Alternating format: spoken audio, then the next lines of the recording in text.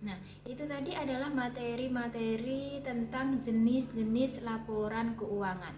Selanjutnya, setelah kita mengetahui jenis-jenis laporan keuangan, kita akan bahas isi dari masing-masing laporan keuangan. Nah, materi berikutnya adalah tentang elemen-elemen laporan keuangan. Apa saja masing-masing elemen dari laporan keuangan? Mari kita simak penjelasan berikut ini.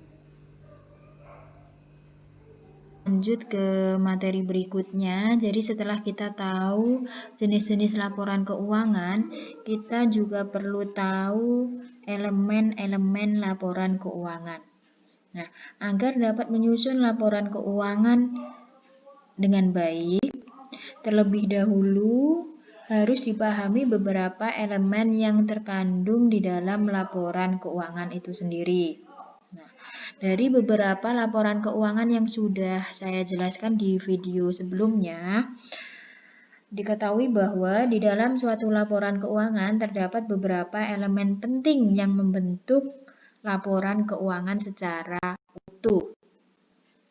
Nah, misalnya dari laporan posisi keuangan terdapat 3 elemen pokok, yaitu ada harta, kemudian harta atau aset ya, kemudian ada utang atau kewajiban ya atau liabilities, kemudian ada modal.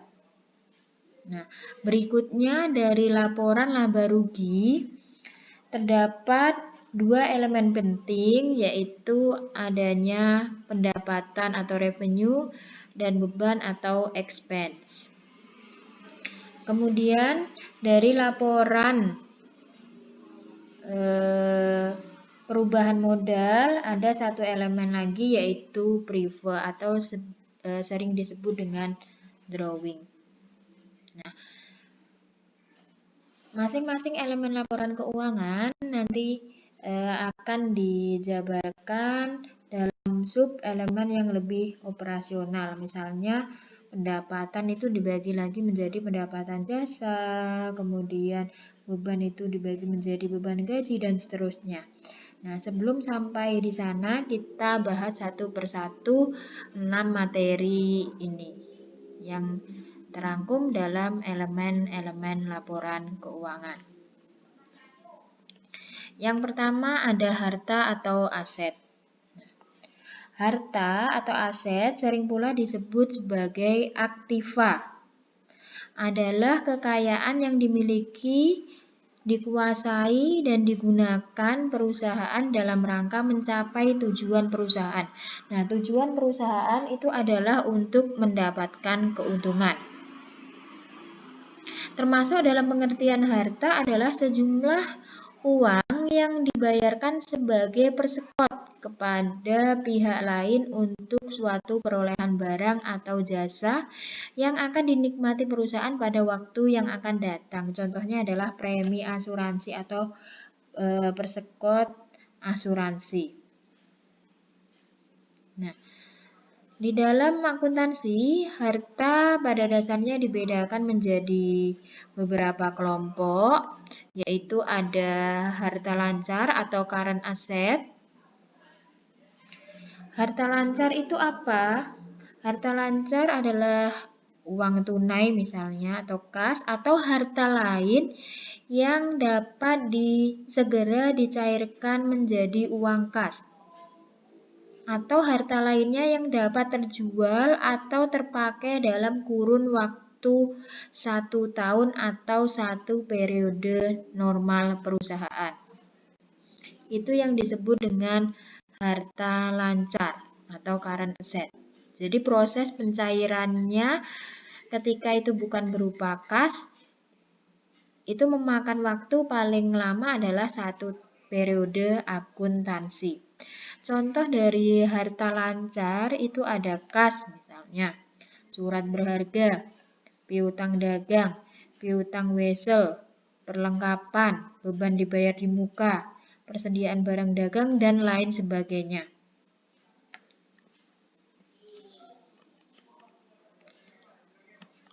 Nah, Harta lancar ini memiliki nilai uang yang akan melekat pada tiap-tiap rekening harta lancar adalah sejumlah nilai yang sama besarnya dengan nilai uang yang menjadi harga pembayaran atau perolehan harta lancar yang bersangkutan.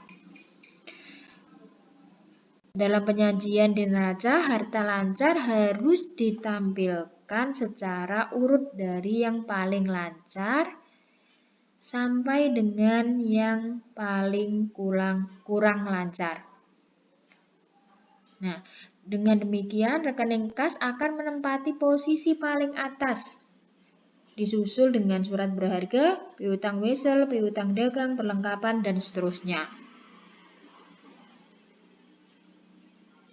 Apakah penjelasan untuk harta lancar dapat dipahami?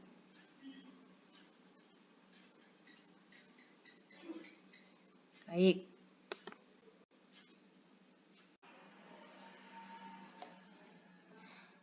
Selanjutnya ada harta tetap atau fixed asset.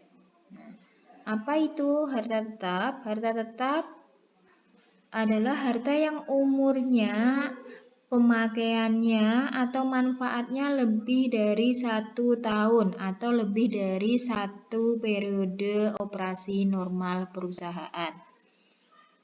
Jadi, harta tetap adalah harta yang pemakaiannya lebih dari 1 periode akuntansi. Mudahnya seperti itu. Tidak termasuk dalam kelompok harta tetap adalah barang dagangan yang dimiliki oleh perusahaan dengan maksud untuk dijual kembali. Jadi ketika ada perusahaan dagang kemudian memiliki barang dagang yang belum laku-laku itu tidak termasuk harta tetap. Nah, harta tetap dimiliki oleh perusahaan dengan maksud untuk menunjang kelancaran operasi perusahaan. Contohnya tanah, gedung, mesin, mobil, peralatan, dan lain sebagainya. Nah, pada dasarnya sama dengan harta lancar, nilai uang yang akan melekat pada harta tetap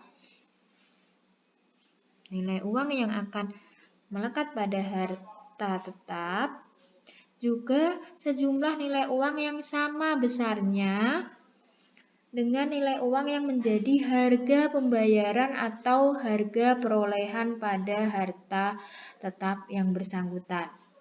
Nah, bagaimana penyajian harta tetap dalam laporan posisi keuangan atau neraca? Nah, harta tetap kecuali tanah akan disajikan bersama rekening kontranya atau kontra akun, yaitu rekening pengurangnya. Misalnya, gedung akan diikuti dengan rekening kontra, yaitu rekening akumulasi penyusutan gedung. Nah, rekening kontra ini menampung sejumlah nilai penyusutan yang telah dialami oleh gedung akibat keausan, kerusakan, atau sebab lainnya. Jadi ketika memiliki gedung, maka gedung itu akan disajikan diikuti dengan rekening kontranya, yaitu akumulasi penyusutan gedung yang menampung sejumlah nominal tertentu yang merupakan akibat dari kerusakan gedung, misalnya keausan gedung atau sebab-sebab lainnya.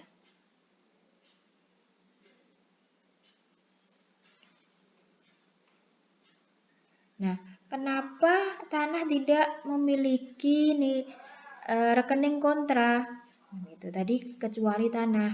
Nah, karena tanah dinilai tidak pernah susut nilainya dari waktu ke waktu, kecuali tanah tersebut digunakan untuk usaha pertambangan. Nah, berikutnya ada harta tetap tidak berwujud atau intangible asset. Harta tetap tidak berwujud adalah kelompok harta yang dimiliki, dikuasai, dinikmati, atau digunakan perusahaan, namun harta tersebut secara fisik tidak material nilainya. Termasuk dalam kelompok harta ini adalah hak cipta, misalnya hak paten, merek dagang, lisensi, goodwill, dan lain sebagainya.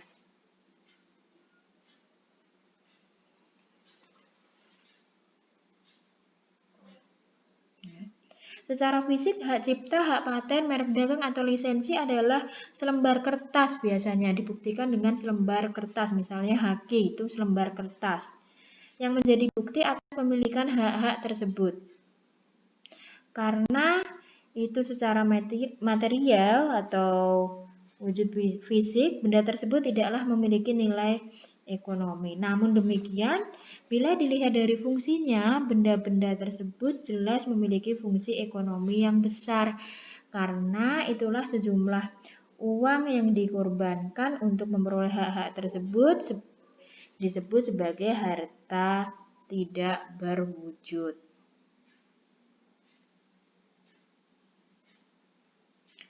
Kemudian ada investasi jangka panjang atau long term investment.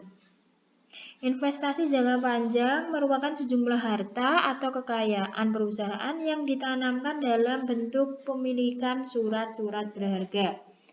Contohnya obligasi, saham, dalam waktu 1 tahun atau lebih, karena ini jangka panjang, jadi 1 tahun atau lebih kata kuncinya. Maksud utama dari pemilikan surat berharga dalam investasi jangka panjang biasanya bukan untuk mendapatkan keuntungan akibat kenaikan harga jual atau kurs. Namun dimaksudkan untuk mendapatkan bunga atau bagian keuntungan yang disebut dengan dividen dari perusahaan yang mengeluarkan surat berharga tersebut.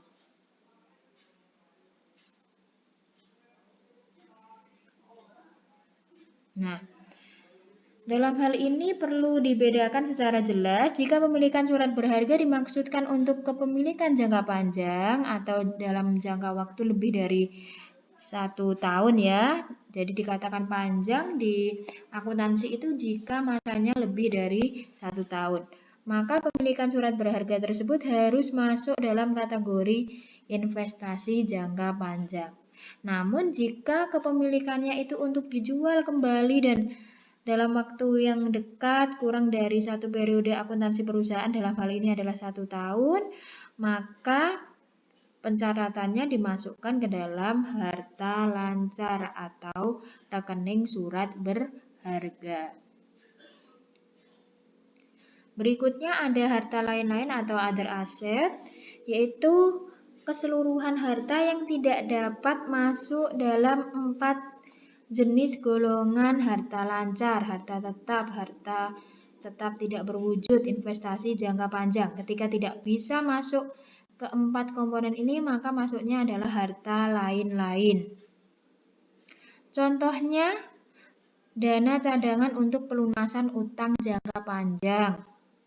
Kemudian bangunan masih dalam proses, dan lain sebagainya.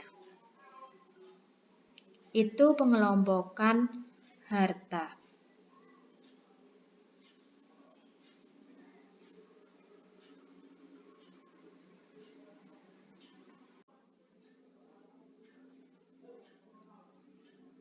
Elemen laporan keuangan berikutnya adalah utang atau liabilities, yaitu sejumlah kewajiban yang harus dibayarkan atau diselesaikan perusahaan kepada pihak lain karena perusahaan telah menikmati barang atau jasa darinya. Dalam hal ini, elemen atau rekening utang akan selalu menampung dan menunjuk pada besarnya kewajiban perusahaan kepada pihak lain. Nah, apabila utang perusahaan adalah utang kepada pemilik perusahaan, maka hal ini tidak boleh ditampung ke dalam rekening hutang, melainkan harus ditampung dalam rekening modal. Jadi, hutang di sini tidak boleh hutang kepada pemilik perusahaan. Kalau hutang kepada pemilik perusahaan, maka dikatakan itu rekening modal. Karena pada dasarnya modal itu adalah utang utang kepada pemilik perusahaan. Dalam satu perusahaan, utang merupakan sumber dari harta perusahaan. Artinya, bahwa adanya harta di dalam perusahaan sebagian besar berasal dari utang tersebut. Sedangkan sebagian lainnya berasal dari setoran pemilik perusahaan atau utang kepada pemilik perusahaan yang selanjutnya ditampung dalam rekening modal.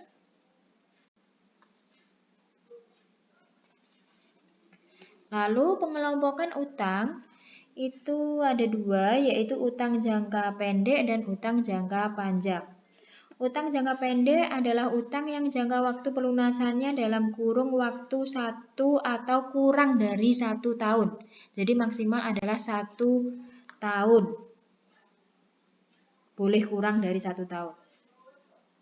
Nah, dalam perusahaan biasanya utang jangka pendek digunakan untuk membiayai kebutuhan-kebutuhan operasi perusahaan yang harapannya akan segera mendatangkan keuntungan.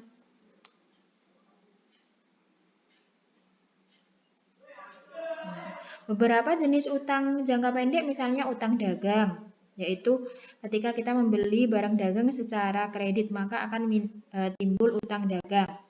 Kemudian utang wesel, utang gaji, utang pajak, utang bunga, utang beban, dan lain sebagainya.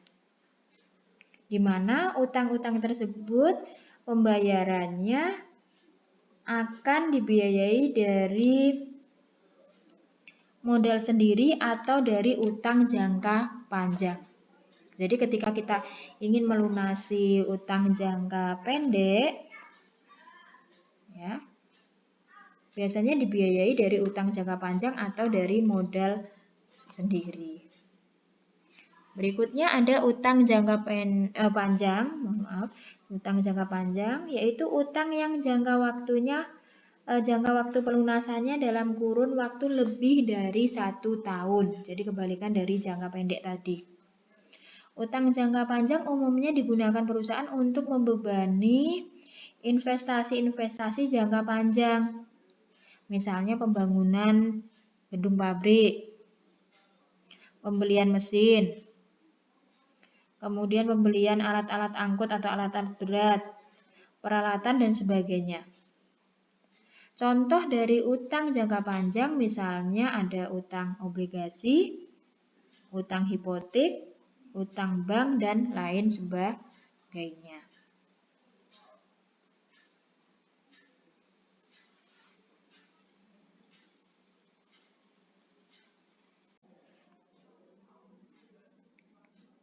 Setelah ada tadi harta, kemudian ada utang atau kewajiban, selanjutnya ada modal. Yang dimaksud dengan modal ada dalam akuntansi adalah setoran kekayaan atau sumber ekonomi dari pemilik perusahaan ke dalam rumah tangga perusahaan. Dalam hal ini, rumah tangga perusahaan harus dipandang secara tegas terpisah dengan pemiliknya. Ini terkait dengan asumsi economic entity atau business entity, yaitu ketika saudara itu sebagai rumah tangga pribadi, kemudian saudara memiliki perusahaan, maka modalnya harus dipisah, tidak dicampur adukan. Sama juga ketika saudara memiliki 2 perusahaan, maka perusahaan A dengan perusahaan B dipisah modalnya. Itu namanya economic entity atau business entity atau kesatuan usaha.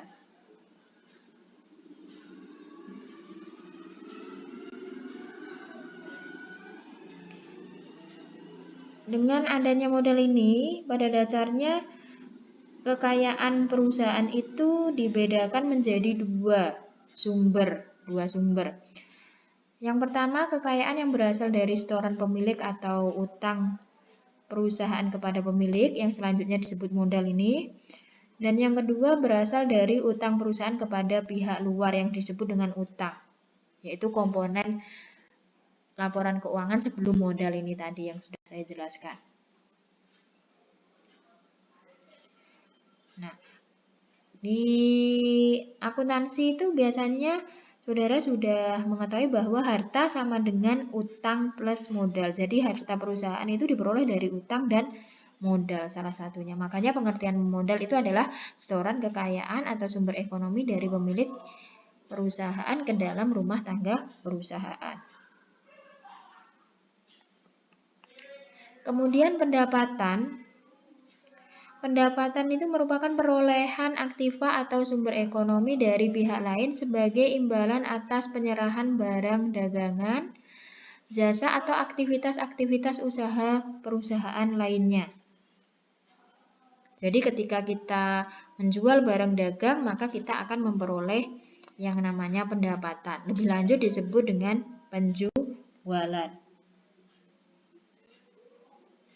Nah, akibat dari perolehan pendapatan ini, maka akan terjadi peningkatan jumlah aktiva perusahaan atau penurunan utang atau kewajiban perusahaan. Tercakup dalam pos pendapatan adalah penerimaan uang tunai. Kemudian kompensasi penurunan hutang. Atau munculnya tagihan kepada pihak lain sebagai akibat atas penyerahan barang atau jasa.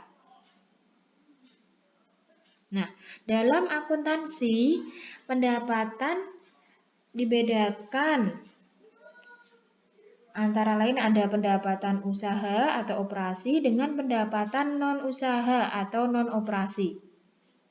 Nah, pendapatan usaha adalah pendapatan yang berasal dari usaha pokok perusahaan. Sedangkan pendapatan non-usaha adalah pendapatan yang bukan usaha pokok perusahaan. Misalnya kalau pendapatan non-usaha itu adalah atau non-operasi itu adalah pendapatan bunga dari bank, pendapatan sewa dan lain-lain.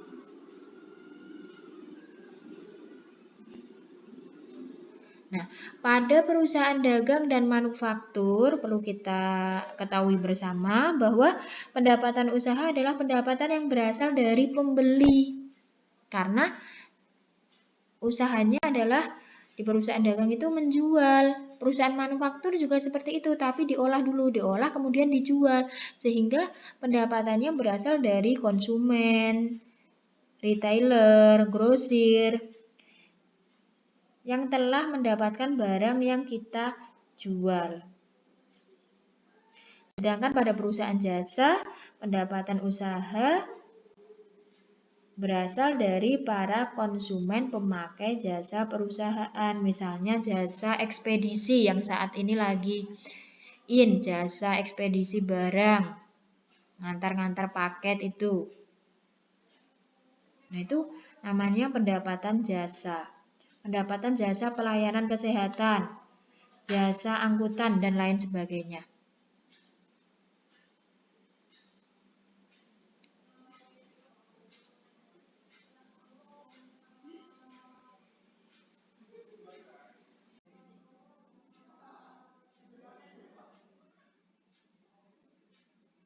Lanjut, ada beban.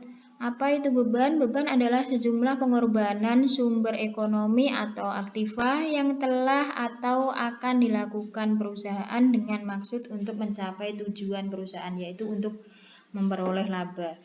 Nah, beberapa kriteria yang masuk di dalam beban antara lain, yang pertama adalah sejumlah pengorbanan sumber ekonomi perusahaan yang telah terjadi pembayarannya, misalnya pembayaran beban gaji, beban iklan, dan lain sebagainya. Jadi kita sudah membayarkan beban-beban tersebut. Kemudian yang kedua, sejumlah pengorbanan sumber ekonomi yang menurut masa atau waktunya sudah harus ditanggung oleh perusahaan. Jadi sebenarnya sudah jatuh tempo, tapi karena suatu hal perusahaan belum melakukan pembayaran. Dalam hal ini, sekalipun perusahaan belum mengeluarkan uang kas untuk membayar gaji, misalnya beban gaji ya, yang seharusnya sudah dibayar, namun perusahaan harus mengakuinya sebagai beban gaji dan masuk dalam laporan keuangan tersebut. Sehingga jurnalnya itu ketika ada beban gaji yang sudah jatuh tempo, tapi belum dibayar, jurnalnya adalah beban gaji debit, kreditnya adalah utang gaji. Kemudian yang C, ini seharusnya yang C ya, sejumlah pengorbanan sumber ekonomi yang terjadi karena adanya penurunan atau penyusutan nilai aktiva tetap yang dilibatkan dalam operasi perusahaan. Ini paling mudah bahasanya adalah adanya penyusutan aset tetap. Misalnya penyusutan gedung, penyusutan mesin, penyusutan alat angkut, peralatan, dan lain sebagainya. Sehingga munculnya adalah beban penyusutan aset tetap. Nah, beban di perusahaan pada dasarnya dibedakan menjadi dua juga, yaitu beban usaha atau operasi dan beban non-usaha atau non-operasi. Beban usaha adalah beban yang dikeluarkan dalam rangka usaha pokok perusahaan, yaitu dalam rangka mendapatkan laba atau keuntungan. Contohnya ada beban gaji, beban penyusutan, beban iklan, beban asuransi, dan lain sebagainya. Sedangkan beban non-usaha adalah beban yang ditanggung oleh perusahaan akibat aktivitas di luar usaha pokok perusahaan. Misalnya ada beban bunga, ada beban pembelian surat berharga, dan lain sebagainya.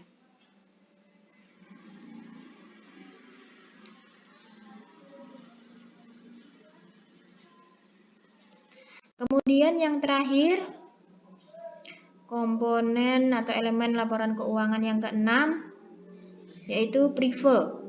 Pengambilan sejumlah harta perusahaan untuk kepentingan pribadi pemilik perusahaan. Jadi ketika saudara itu memiliki usaha dagang atau perusahaan dagang, saudara mengambil barang dagang untuk kepentingan saudara sendiri. Itu namanya prive. Oleh karena itu, rekening atau akun prive hanya terdapat pada perusahaan perseorangan atau perusahaan yang berbentuk persekutuan.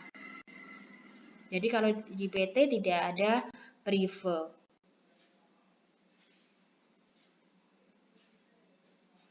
Nah, itu adalah penjelasan dari elemen-elemen laporan keuangan. Silahkan saudara cermati dan saudara perdalam melalui membaca berbagai macam literatur. Terima kasih atas perhatiannya. Billahi taufik wal hidayah. Assalamualaikum warahmatullahi wabarakatuh.